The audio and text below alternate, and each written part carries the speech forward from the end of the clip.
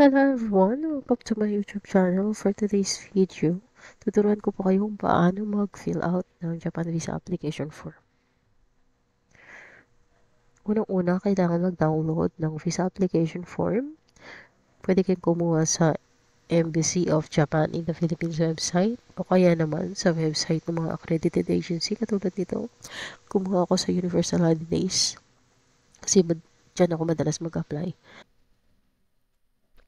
Kung mapapansin ninyo, meron ditong rectangular shape. Dito nyo ilalagay yung picture. Dapat it should be taken within the last 6 months. At ayan yung size, 45mm by 35mm.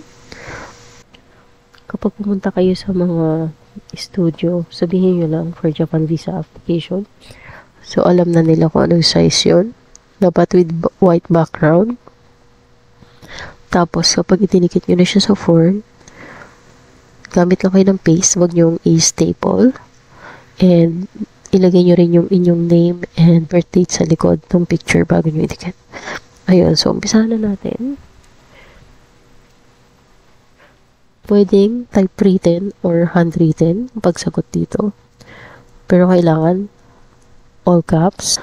And kung handwritten naman, kailangan gumamit ng black ball pen and iwasan magkaroon ng erasures.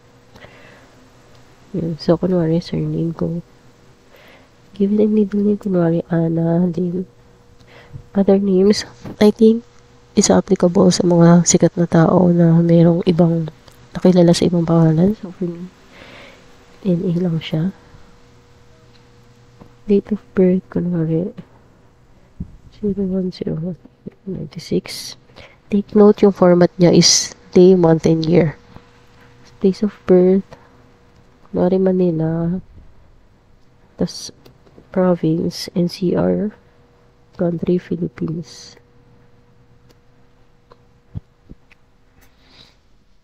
Tapos, sex, yan, male or female, marital status, single, married, divorced, widow, divorced. So, for me, single. Tapos, nationality or citizenship, Filipino, Philippines.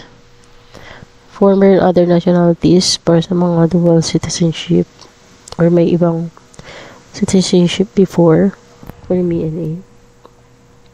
ID number issued to you by government, pwedeng SSS, PRC, license, service license, kung ano yung meron kayo na primary ID. So, kunwari ito. Yan. Passport type, diplomatic, official, ordinary, other. Para sa ating mga ordinary tao, yan, ordinary lang. Tapos passport number, kunwari ito. Place of issue, kunwari TFA Manila.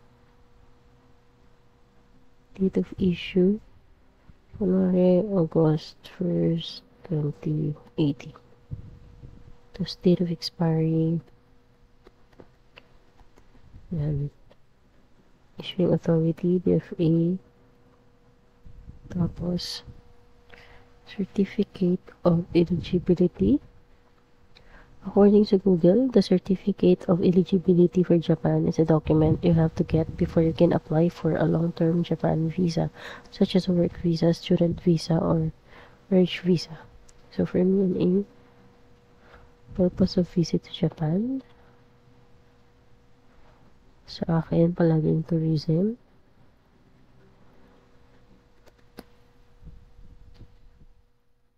Intended length of stay, kunwari 5 days. Make sure na yung ilalagay yung length of stay is pareho dun sa ilalagay nyo sa daily schedules nyo sa Japan. Date of arrival, kunwari December 12, 2023. Dapat, kung halimbawa hindi mag-a-apply, ang date of arrival nyo dapat at least within 3 months after nyo mag-apply. Tapos port of entry into Japan, ito yung name ng airport na pupuntahan nyo. Kunwari Narita for Tokyo or Kansai for Osaka. Tapos name of ship or airline. Ito yung name ng airline kung saan nyo plano mag-book. Municipal Pacific, tapos name and addresses of hotels or persons with whom applicants intends to stay. Kumuha ko kanina ng name ng hotel sa booking.com para dito sa ating tutorial. Ayan. Tapos, ito yung address. Tapos, telephone number. Sa Google ko kinuha. Ayan. Tapos, dates and duration of previous stays in Japan. Yung A lang to kapag first time yung pupunta sa Japan. Kung halimbawa naman ang galing na kayo last year. Ayan, kunwari October 10 to October 15. So, 5 days yan. Ayan. Tapos your residential address. Kunwari 143 Pag-ibig Street, Pasig City. Tapos kung alam niyo yung zip code nyo, lagay nyo rin dyan. Tapos telephone number, lagay natin yung country code, plus yung area code.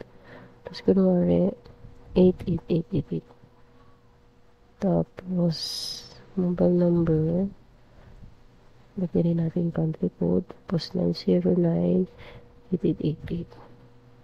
Tapos email address, kunwari anago@gmail.com. Tapos profession, kunwari computer engineer.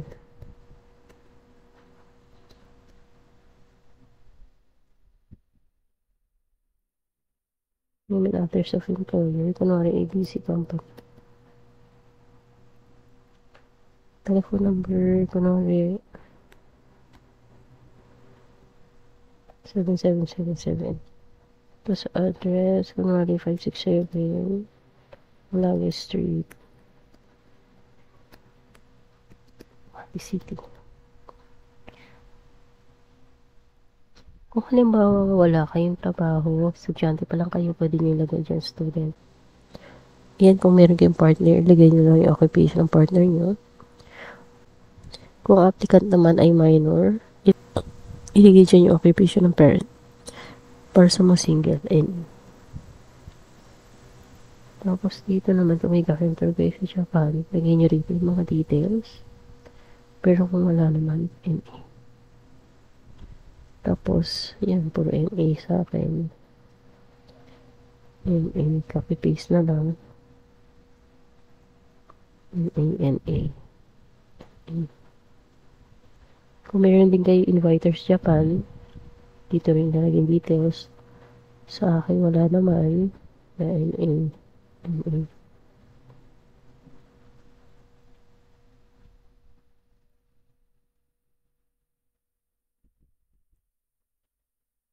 Ayan, tas may mga tanong dito. Have you ever been convicted of a crime or offense in any country?